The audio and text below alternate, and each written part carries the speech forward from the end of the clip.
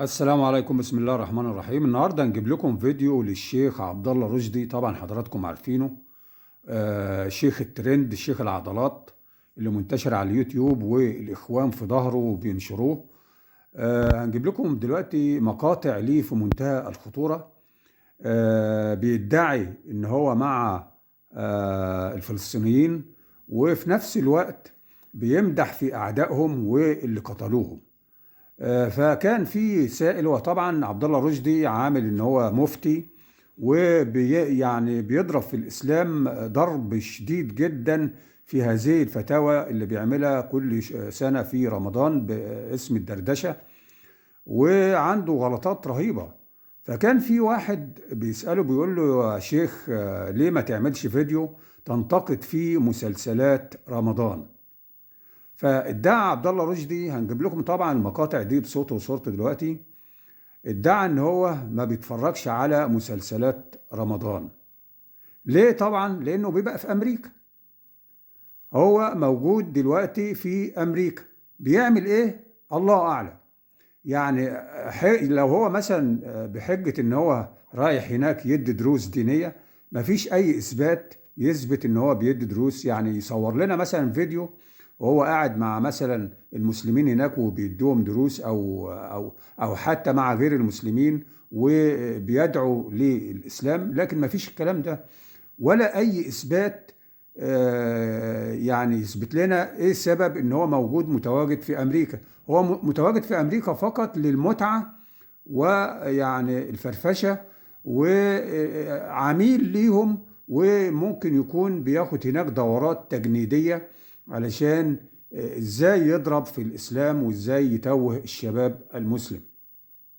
فنسمع دلوقتي اول مقطع ليه، وهو بيدعي ان هو ما بيتفرجش على مسلسلات رمضان. طبعا هو مش صادق في الكلام ده، لكن هو ليه تصريحات قبل كده ان هو متابع جيد للتلفزيون، ودايما حتى بيغني اغاني الفنانين، ومتأثر جدا بحياة الفن. ونسمع دلوقتي هذا المقطع عشان نتأكد، وبعد كده نجيب لكم مقطع تاني يثبت ان هو بيمدح في امريكا.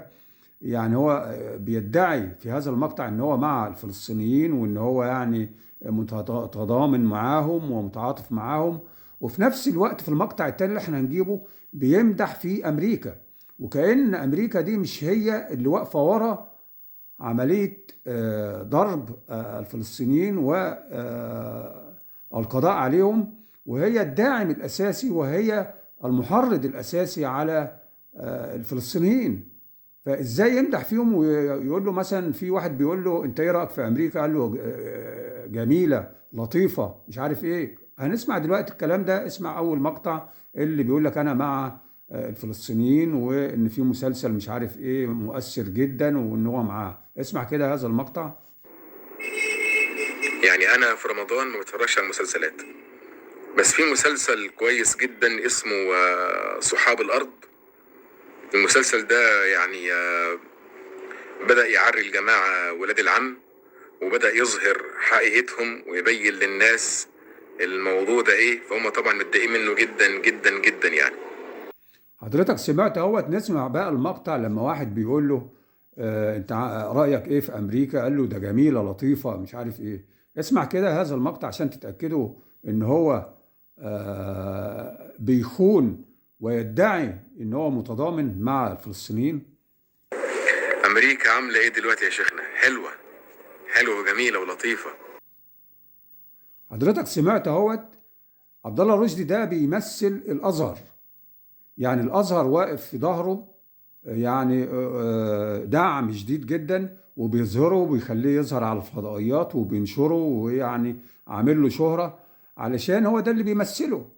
وقبل كده عملوا له لقاء مع اللي اسمه اسلام بحيري علشان برضه يشهروه، ونجحوا في كده. وبدأ بقى يضرب في الاسلام. لو انتوا تابعتوا الدردشة بتاعته، طبعا هو عايز ان انت تتابعه علشان يكسب، ما بتجيب له ارباح كتير، بتجيب له آلاف في الشهر.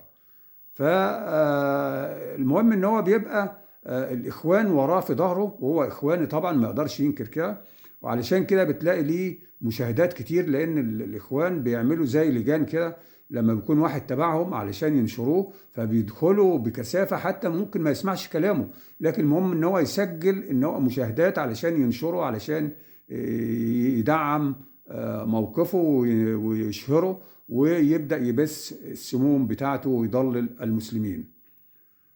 احذروا من هذه الشخصيات وادرسوها كويس، والسلام عليكم ورحمة الله.